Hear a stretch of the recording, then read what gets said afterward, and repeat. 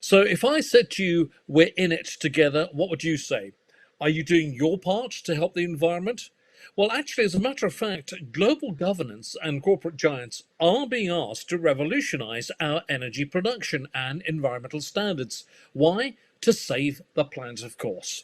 We need to save the planet. But while we wait, we've actually convened um, we've convened an expert panel to show what you can do to help to make a difference. Now, joining us today on the panel are some very astute, great thinkers, doers, and perhaps I would say mentors in this particular field about doing our part for the environment. I'm joined by Hirsch Thakur from Shell, who's the product manager there. Also, Raghav Chandegra, who's from the Good Plate Company, the co-founder of the company, and also Malini Mehra as well from Globe Legislators, and she is the chief executive there. So join us if you would, and be very much a part of this discussion, and just see what it is that you can take in as part of this discussion with us. Welcome all, and thank you very much indeed for joining us, and a very happy Diwali to you all. Hi Tony, happy Diwali. Hi, happy Diwali, Tony. Thanks for the introduction. You're very welcome, and we're very honoured and proud to have you with us here today. Climate change. It's something that's been talked about for many, many years.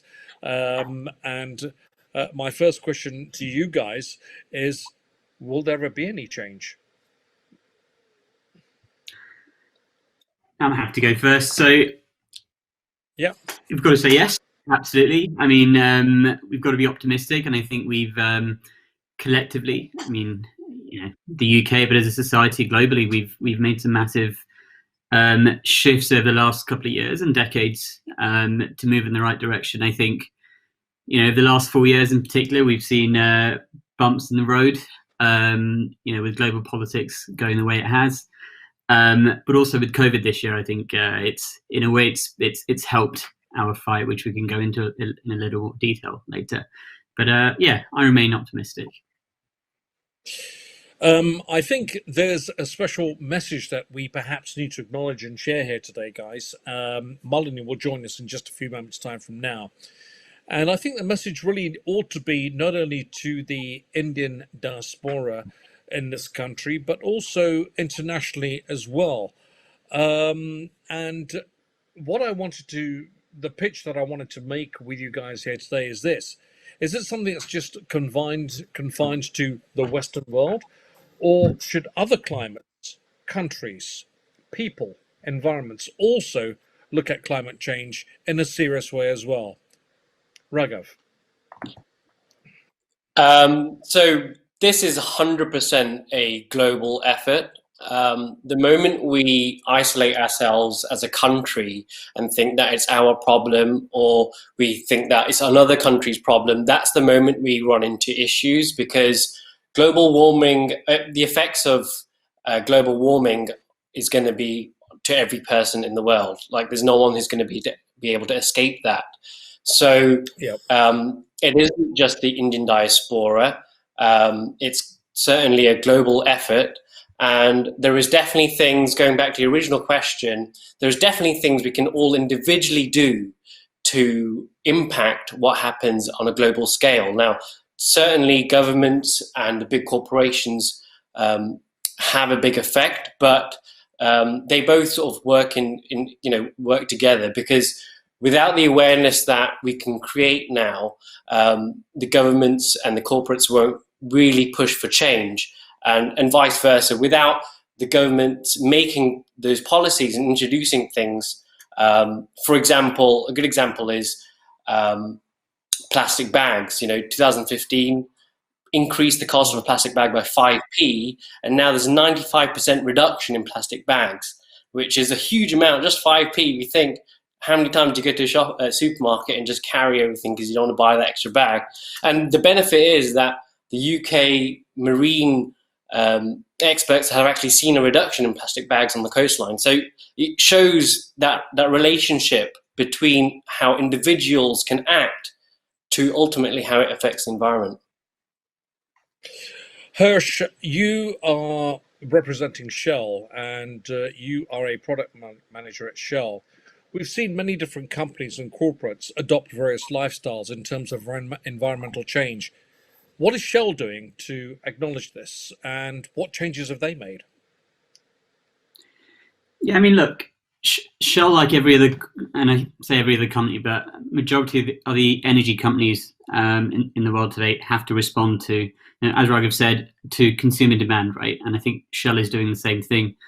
And the danger is really of not doing and not shifting is, the last couple of months, actually, you've seen companies like Exxon, which at one point was the biggest publicly listed company in the world, whose market cap was taken over by a company called NextEra, who are a green utility company. So if you just fathom that, we are really in a time of do or die. And I mean, look, for me as a product manager, so I work within the new energies organization in Shell. So it was a part of the company that was set up precisely to deal with this issue of, well, we've got this global challenge. People are really shifting the way they interact with energy, right? So you buy an electric vehicle, you're no longer going to petrol stations, for example. You're really consuming that energy at home.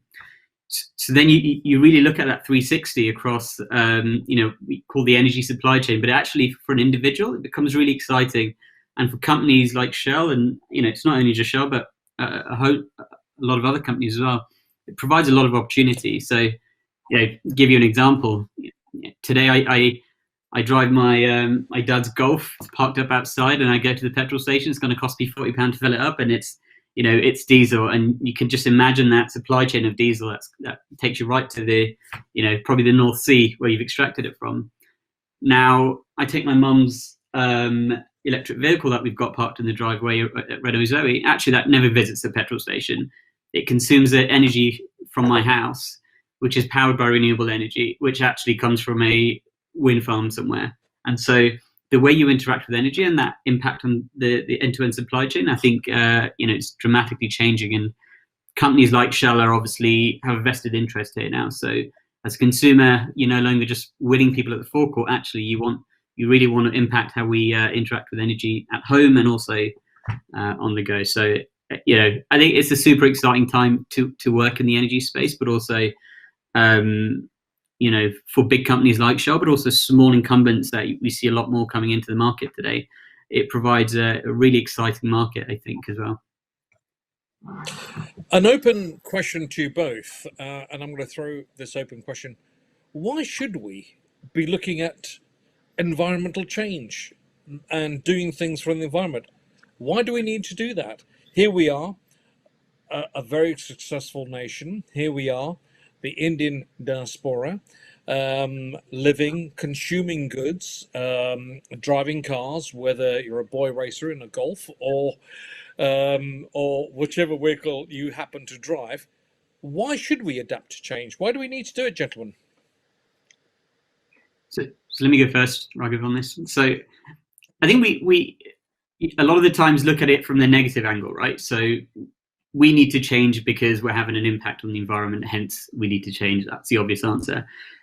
But actually, the way technology has moved now, it provides you a really exciting opportunity. I'll give you a few examples, right? So, driving an electric vehicle, if you have ever done it, is far more pleasurable than driving a fuel vehicle. It's faster, it's more fun, and it's green, which is it's a nice byproduct, and it's cheaper, right? There's the benefits.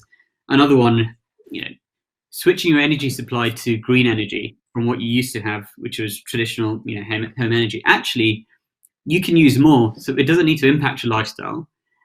By doing the right thing, you can actually use more because when you're using 100% sustainable energy, that it's limitless. So the more we invest in these kind of technologies, which is all driven by the consumer, actually, I think we can really progress our lifestyles and not have more necessary, but live an even better life than we do today. So, rather than see the negatives, I think there's a lot of opportunities and excitement that comes with transitioning to a cleaner energy system as well. Raghav. Yeah, I see the point you're making there, Hirsch, but ultimately, we now have the benefit of being able to look back and see the effects of our sort of mass consumerism. We know that there's rising global temperature, above the trend that we should expect to see. So now is the time to not just say, because I live comfortably, I should carry on the way I am, but look to make individual change. And obviously it's Diwali, people are being a bit more, looking a bit more reflective at this time, want to be more dharmic, so you want to be a bit of a better person. So this is the perfect time to really reflect on your own actions and how you want to reduce plastic waste within your own household, if you're holding an event, and what you can do to have a more of a greener lifestyle at home and hold events that perhaps have less effect on the environment. I was going to ask you, I mean, we've talked about cause and effect a little bit, we've touched on that, but what about individuals really making a difference? And Raghav, you quite rightly mentioned it's Diwali. It's a great opportunity for us to perhaps adopt different practices. So how can individuals really make a difference themselves? So one thing I'm quite passionate about, especially sort of more recently, is I found out that basically 60% of household waste goes to landfill. And this is something I sort of discovered last year. And a lot of it is food waste. So food waste, like your vegetable peels, you're cutting your for your curries, all that food you think if it goes in your bin, it's out of sight, out of mind. But actually, food waste breaks down into greenhouse gases, and it actually contributes to the increase in global temperatures, and people don't realize that.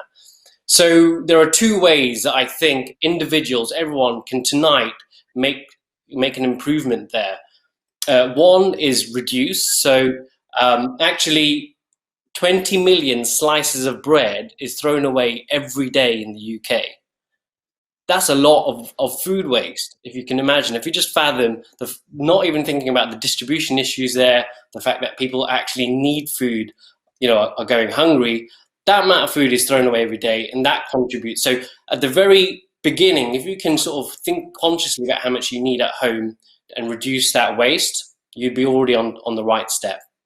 The second thing is composting. Everyone should get into composting, garden composter, use compostables. That ultimately will separate your household waste between food waste and everything else. And you realize everything else can be recycled after that.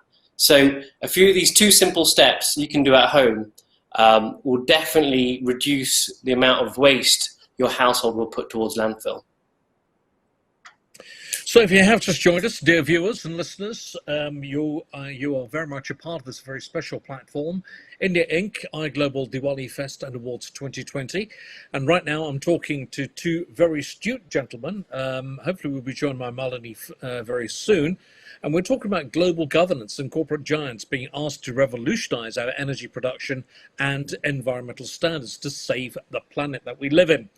But while we wait, we've convened these very special people that we're talking to right now to explain to us how we can actually make a difference and how we can effect change.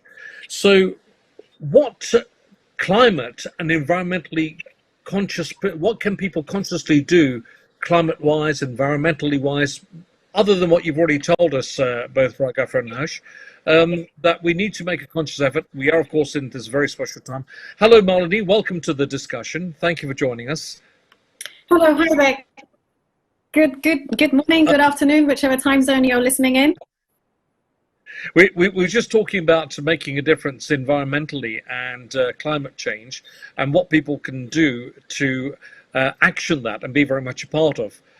We've had a discussion with Harsh and also with Raghav so far. Malini, perhaps I could ask you then, how can the dharmic values of the story of Diwali inspire us to save the environment and take us forward? Well, obviously, this is a time at which we think about those who are less fortunate than we are. We're living at a time when there's a lot of introspection going on about the kind of priorities that we have as communities. And I think, we're all thinking about the importance of human health, but also environmental health. So I think as we are, in the run-up to Diwali, that clearly we have to think about the health and well-being of our family and our community and what we can contribute to that. So when I joined the call, I heard about some of the recommendations for how we can improve our lifestyles to reduce our personal footprints, particularly in managing certain things such as waste. We know that at this time there will be considerable food waste. In our homes, unfortunately, 70% of all food waste in this country takes place in the household. So we have to be much more mindful, especially at a time when food poverty is on the rise. So one really concrete thing that we can be doing is that I invite all of you on Diwali to join us. It's going to be the day which launches London's Climate Action Week. And we are launching it by encouraging people to volunteer with Food for All, which is an absolutely amazing Hare Krishna inspired 100% plant-based vegetarian meals food kitchen, where it has been feeding London's most vulnerable communities for almost 30 years now. So that's one small way of starting the day. But more broadly, I would encourage people to think about what they can contribute to the climate emergency in very meaningful individual ways, in our roles as consumers, and you've heard a little bit more about that, in how we consume energy. We all have electricity in our homes. It's very easy in the UK to find out how green your energy provider is. Check them out and switch to one that emphasizes renewable energy. Think about where your heating is coming from, the cooling in our homes, because those are some of the most highest forms of footprint, our own footprints. Then think about what you can do as a citizen. Vote for the right sets of policies. Think about what you can do as an investor. Make sure that your banks are investing in green and renewable energies and not promoting the subsidization of the fossil fuel sector. Think about what you are doing as a person who's engaged in your own community to promote environmental values. So those would just be some of the simple ways in which we can start to think about our own personal contribution to the climate and the planetary emergency. As Chief Executive of Globe Legislators, Melanie, what inspired you to take on and adopt this role to be so seriously involved in our environment and making sure that we have good, cleaner air and energy, and to take us forward? What inspired you to take on such a serious role? Look, I've been doing this for more than 30 years now. So when I was much younger, in 1997, those of you who go back that far will remember that that was a really important, that was a landmark year, because that's the year when we had the UN Climate Summit in Kyoto in Japan. And that was the first time that industrialized countries agreed to have targets for national greenhouse gas emissions. And I was there at Kyoto. I was leading the campaigning of Friends of the Earth International. So for me, this has been a very long journey as a climate campaigner and as an activist. And more than 10 years ago in India, with the organization that I founded, Center for Social Markets, we started India's first mobilization campaign around climate change, working with our businesses, working with our cities from Calcutta to Bangalore to Delhi, etc., on how India could take a much more proactive leadership role on this agenda. And over the years, there have been some great things that have been done. I just like to mention a couple of them. So, you know, when we were running our campaign in 2007 and 2008, we worked closely with Riva Cars. Riva Cars produced the largest number of electric cars being sold around the world. We had them in London. They were called the G-Whiz cars. And over the years, we've seen a massive growth in India of energy efficient light bulbs. So India now has LEDs, which are the most efficient form of lighting that you can have in your homes. We've seen the growth of the solar sector, and these have come about because of very purposeful policies by the government, but also action by businesses and by households. So there's a lot that can be done. And, you know, one could talk about similar experiences here. But why Globe? Globe is really important because Globe is a network of legislators. And we need the right sets of laws and policies to incentivize companies to do the right thing and people to behave in much more sustainable ways. So Globe legislators, at the time of Kyoto, we had only about 52 climate-related laws and policies around the world. And now we have more than 400 around the world. So there's been a growth in creating a legal architecture at the national level. In the UK, we were the first country to have the Climate Change Act in 2008. Much is happening, but we need to get everybody behind this. And that's why in London, we have this amazing opportunity. From the 14th to the 20th of November, London Climate Action Week. We've got more than 200 activities. They're happening virtually, but we encourage everybody to get online and help us tackle this, and let's London show the way. Harsh, we spoke about cause and effect earlier on, and Melanie very beautifully changed some interesting conversation, part of this conversation, the incentives that have taken place in India, where more and more people are getting LED light bulbs, for instance. Here in this country, where we have the introduction of more and more electric cars, and eventually we're hearing more and more manufacturers will eventually by 20 so-and-so X year will be manufacturing only electric cars. In this country, we have a thing called the congestion charge, and then there's the carbon tax, etc., that we pay for. Why do you think India and places like that don't have such taxes? Yeah, I mean, look, it's a difficult one, but I think we've also got to recognise that where we are in the UK in terms of our, development journey, let's call it. I mean, we're in a different part of our part of the journey, right? I think India's still got a long way to go, which creates actually a lot of exciting opportunities. So there is a model that will work for India, and maybe congestion taxes is not quite the right model because society is different, governance is different, and so copying and pasting models sometimes doesn't work. And I think a lot of work which Manu referred to in India is going on, particularly around solar generation, microgrids in local communities, like really rethinking about the way you do energy generation distribution. I think is super exciting, and it's nice to see. I think in the UK, as I said, we're governed differently, society's different, and actually consumer habits are far different. So I'm a massive fan of the congestion zone charges, and it's unpopular to say, but also, the ULEZ zones that are coming into London, to the ultra low emission zones that are in London, but also now spreading into cities like Birmingham and Manchester as well. Which, look, I think anything which nudges people's behaviours in the right way, and money is always the biggest incentive. The carrot or the stick approach, I think, is positive, and we as individuals can take the responsibility to say, look, this is awful. We're going to just complain about it, moan about it, or actually we see it as an opportunity to be nudged in the right direction. Whether that's switching to electric vehicles, and I appreciate we're still early in that curve, or just walking more, cycling more, taking more public transport. Again, this is all really part of, as Raghav said at the beginning, all of our individual actions is slowly going to be nudging, whether it's government legislation, companies in the way they set up their supply chains and materials and products that they sell. Like everything works together. I am of the belief that perhaps for people to become more environmentally friendly and be part of the change that we speak about today on this particular forum, people may need financial help in order to do that. Electric cars are expensive to buy. Melanie, you mentioned that there's been mass production of electric cars. Raghav, do you think we're going to be seeing an environment where most of our houses are going to be covered in solar panels? And if so, who's going to pay for them?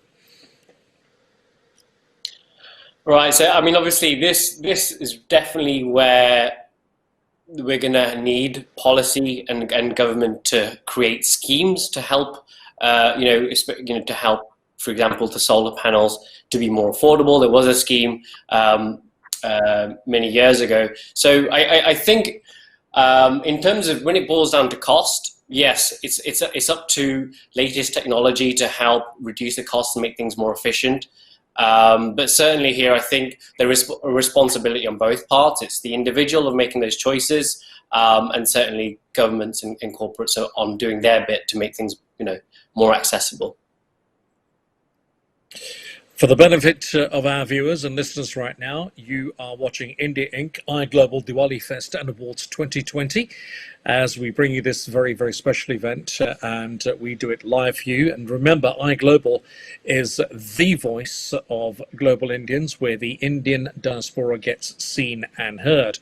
And as far as Diwali Fest is concerned, it's the biggest Diwali event ever, celebrating the very best of Diwali celebrations, Indian culture, and the British Indian diaspora. We'd like you to be very much a part of this forum, and don't forget to check out our websites, our Facebook pages and Twitters as well, and make sure you jump on those, iGlobal Media, iGlobal News, and be very much a part of what we're sharing with you here today. And if you have just joined us, I'm joined by three very, very special, astute people, and we're talking about environmental change. Harsh Thakur, who's from Shell, product manager, Raghav Chandegra from the Good Plate company, co-founder, and Malini Mehra, who's the from the company Global Legislators, and she's the chief executive there. Malini, do you think, as far as the Indian community is concerned, and I shared this question earlier with both Harsh and Raghav, the Indian community is concerned, do you think we need to be somewhat more educated towards climate change and being more environmentally friendly? And let's face it, we're going to go down to the high street or wherever to do our shopping. We take our plastic bags with us. We don't think twice about that. Do you think enough information has been exchanged for our community at the moment? I think all communities need to engage further with this issue. In the UK, I think there are particular communities. I mean, our community can tend to be quite insular, which is a shame because there's a lot of information, in the public domain about how we can lead more responsible, greener lifestyles. So I don't think it's a question of the information not being there. I think that people such as yourself and this platform are very important for continuing to emphasize the importance of the messaging around action on climate change. We are living in a period of emergency. We have only about 10 years, according to the latest scientific data, to stop the planet from spiraling out of control. In terms of what we can do, I think that these, having Diwali coming up and people thinking once again about priorities in life, as I mentioned earlier, with the COVID emergency, one of the silver linings has been that we've seen reduced air pollution. Now, this is the first way that a lot of people connect with the environmental emergency, because they see that the air around them is not fit to breathe. And whether it's in Delhi or whether it's in London, we've seen a marked reduction in air pollution. Now, Diwali is a time when air pollution goes up. And why? Because of the firecrackers that we tend to light. So I think two things come together. The first is a recognition that as a result of the changing modes of transport over COVID, again, India, the UK, around the world, people have been using their private cars much less. They've been walking, they've been cycling where that's possible, and they've been taking public transport where that's essential. So we've had a dramatic increase in cleaner air. With Diwali, people have to be mindful that, of course, we're living in the UK in the second lockdown.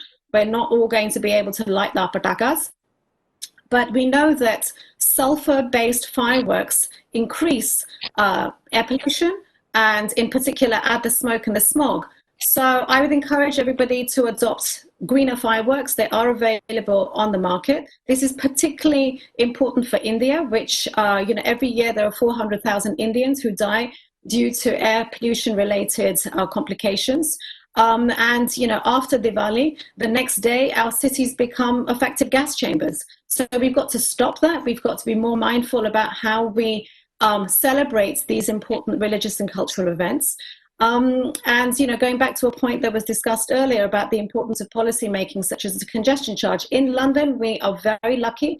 We have a mayor who has introduced policies which have made a dramatic difference to the experience of air pollution by Londoners. Every year, something like 9,500 Londoners, perish, have ill health due to air pollution. So we should all be using public transport much more and getting on our bikes and walking where that's possible. So let's do that with Diwali. Let's hope so, and perhaps you can get push bikes as well. But that also obviously depends on the sort of travel and distance that you're traveling as well. We live in a very changing and environmentally active environment right now. Malini, you mentioned earlier on that we have 10 years left on this planet. Are you scaremongering us? It is alarming. It is very alarming when you hear the latest, science which is coming, which is, from the United Nations. There is a consensus that we have a very limited window now to stop tipping points being reached. We are seeing the accelerated melting of the polar caps. We are seeing in our homeland in South Asia, where we have in the Himalayas, we have double the rate of heating. We are also reliant on a stable climate, and our climate is becoming unstable beyond recognition. So this isn't scaremongering, it's to remind decision makers in particular that they have to act. We've got to stop talking about this issue. We've been talking about the environmental destruction, since 1972, when Indira Gandhi spoke at the UN Conference on the Human Environment. And at every major international conference since 26 years, we've been having a conference of parties under the UN Framework Convention on Climate Change.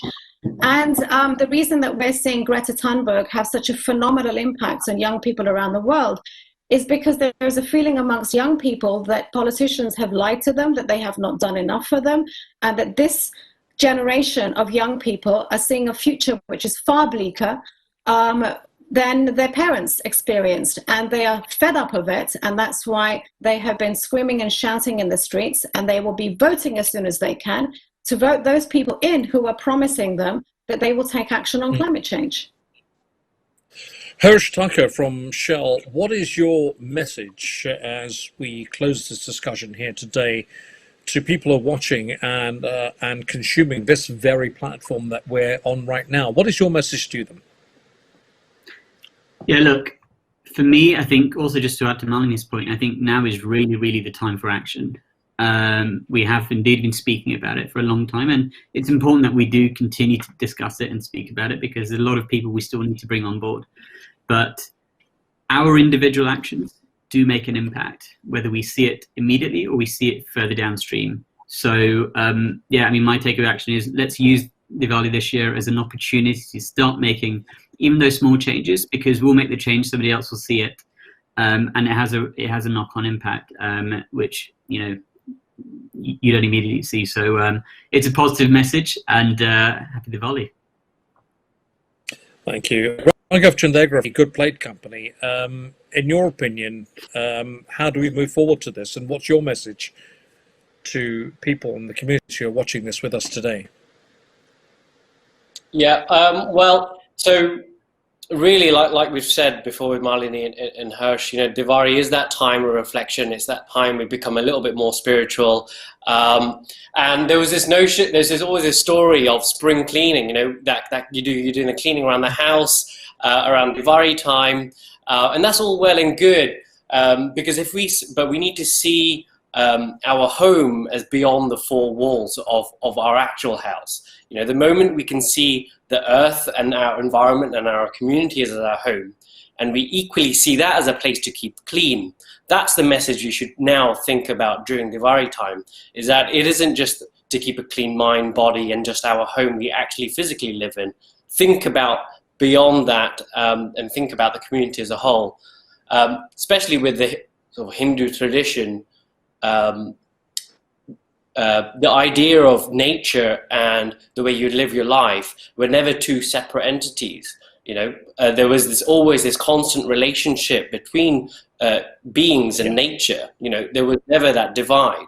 So we need to refine that connection that has always been there in Hindu philosophy, and think when we act dharmically, when we act religiously, acting for the environment is a part of all of that. So, like Malini said, there's so much resource out there. There's so much in the public domain to be educated. So not only educating yourself, but your family members, and really think about how this next year you're going to make those simple changes, at home, and how you're going to spread some awareness And when it comes to voting, you know, you're thinking about those policies that are really going to impact the future generations. And Molly, to conclude then, I'm going to ask you to conclude, but as we do that, are we ready for change? Absolutely. I mean, I think that, you know, you can't turn the radio on or, you know, the news on these days, perhaps not, you know, in the last few months since lockdown, but without hearing people talk about climate change and about the need for us to lead far more responsible, greener lives and protect the planet. And in lockdown, I mean, one of the things that has absolutely transfixed people is watching Richard Attenborough's latest program on extinction, because let's remember, we are now going through the 6th ever mass extinction event in the history of our 4 billion year history of our planet. And who's caused it? Our little monkeys, human beings. So we are ready for change. The species, we absolutely have to, you know, start cracking on with changing our lifestyles, changing importantly our energy systems. That sounds a bit techie, but it really is about how we power our homes, how we power you know, our transport. And you know, as I said earlier, this is an opportunity. This year is tremendous because the UK government is hosting the next climate summit, which is a very important climate summit because it's when governments actually pledge to improve on their national targets and commitments. The UK is holding that. I think these kind of iGlobal conversations are really important for engaging the entire Indian and South Asian diaspora. Let's talk more to each other. Let's inspire each other. And, you know, let's share good practice examples of what we're doing in our communities here in London. We are inviting the world to join us at London Climate Action Week, which starts on Diwali on Saturday the 14th. And we have, you know, more than 200 events which are taking place across the sectors, from finance to development policy to diplomacy, we have the UK government's diplomatic missions engaged in this process of reaching out. And it's, you know, getting beyond speaking, taking action in our communities. So really happy to be part of this conversation. And I invite you, come check us out, LondonClimateActionWeek.org, and join us. That's fantastic. Hirsch Tucker from Shell, Raghav Chandegra, the Good Plate Company, Malini Mehra from Global Legislators. Thank you very much indeed for joining us today and being very much a part of this very interesting discussion. And I hope I get the opportunity and honor and privilege of talking with you all again. Thank you for your astute knowledge that you have and shared with us here today. And I take this opportunity on behalf of us all to wish you and your families a very happy Diwali as well.